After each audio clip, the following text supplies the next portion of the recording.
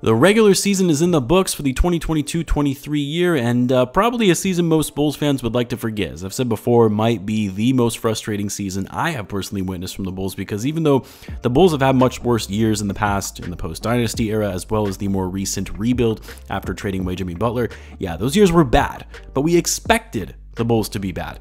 They were supposed to be bad. Like, you shouldn't be expecting much when you're starting guys like Justin Holiday, Denzel Valentine, and Paul Zipser, okay? But this team, this was different. Not saying we expected this to be a title contending team, but better than finishing below 500 and 10th in the Eastern Conference. And really for me, it was more about just the general lack of effort, the lack of heart and mental fortitude from some of these guys, especially when you compare it to some of the Bulls teams of the past during those Tom Thibodeau years. But anyway, I'll have a video out talking more about the Bulls regular season, recapping everything. I'll also have a preview video of the Bulls play-in matchup against the Raptors happening on Wednesday. But in this one, we're here to talk about the Bulls' last game of the regular season in the win over the Detroit Pistons. Now, I'll be honest, I didn't watch much of the second half of this game. I watched it passively here and there in the third quarter and fourth quarter because I was spending some time with my family on Easter Sunday. It's also why this post-game video is coming out so late after the game, but I wanted to be transparent with you guys, and yeah, it would be different if this game actually counted for something and players weren't being rested for most of it. And it's against the Detroit Pistons, the team with the worst record in the NBA and having only won 17 games all season. Like, there isn't much to look forward to in watching this game, but what I was looking forward to was actually seeing, very similar to the game against the Mavs, was how some of these young players would show up, how well some of these guys who really aren't getting a lot of time or haven't been in the rotation at all this season, how they were actually performing in these games. Unfortunately for me, though, we didn't see a ton of those guys in the first half, and while I saw bits and pieces of the second half, it wasn't really until the fourth quarter until you really got a good glimpse of some of these guys like Terry Taylor, Dalen Terry, or even Carlik Jones. What I will say, though, is that the second unit really brought some great energy, hustled, and actually carried the momentum in the fourth for the Bulls, taking a big lead and creating some separation. I mean, really, until about the fourth quarter, this was a very, very sloppy game all around. And I know it's different when the guys aren't playing for anything, and you can tell some of these guys were just looking to pad some of their stats in a meaningless game, not playing defense, not taking the best shots. Even when they did have open shots, they couldn't hit them. Like, there was a period of time where I almost thought, is it actually a good idea to play these guys just to keep them in rhythm before going into the play-in? Because they did not look good out there. Not sure if that's really supposed to inspire confidence in those guys going into the play-in, but again, we'll try not to read into it too much given it was a meaningless game. But yeah, I mean, both Zach and DeMar really struggled with their shot. Zach shot 6 for 15, 1 for 5 from 3. DeMar 7 for 15, 1 for 4 from 3. You're probably going to see him put up more threes against the Raptors because they won't be expecting it as much. Granted, the Raptors always throw double teams at DeMar, so we'll see if he's even able to get some good looks in that game. Both Vucevic and Caruso only played the first half, and while Vuce was okay, he still struggled to convert on some easy shots around the basket. Can't see that happen in the game against the Raptors, where the Raptors' length is going to kill the Bulls as a whole. We're going to need all the inside help we can get from someone like Vucevic. Vucevic finished the game with 8 points and 7 rebounds in 17 minutes. Shout out to Vucevic, though, for playing all 82 games in this season, by the way. In this day and age of load management, injuries, very rare to see players finish the year playing all 82 games. In fact, only 10 players throughout the NBA played in all 82 games. And aside from Vucevic, the other one being Patrick Williams.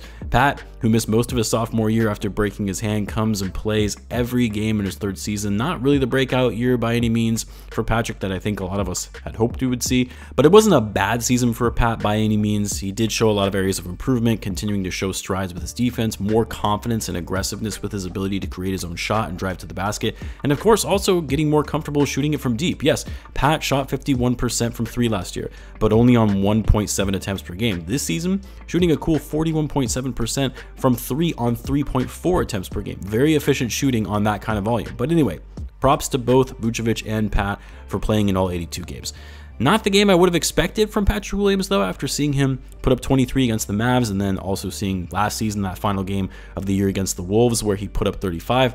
And in a game against the Detroit Pistons, I would have thought he would have gone off, getting up a lot of shots, but he actually didn't play as much as I thought. Only 22 minutes, shot 1 for 5, only 2 points. I guess giving him a bit of rest makes sense in that you're going to need all of your bigger guys to be fully rested and ready to go in this game on Wednesday against the biggest team by size in the NBA. Coby White, you also didn't see much on the court from him today. 15 minutes was solid when he was out there. I tell you, something that continues to impress me is Coby's passing and court vision. I talked about it a bit in the last post-game video, but I just can't say enough how much he has improved in that department. Makes you think if he could potentially be the Bulls starting point guard next season with no Lonzo Ball. Of course, Andre Drummond, 13 minutes, but still managed to grab 10 rebounds, 5 offensive rebounds.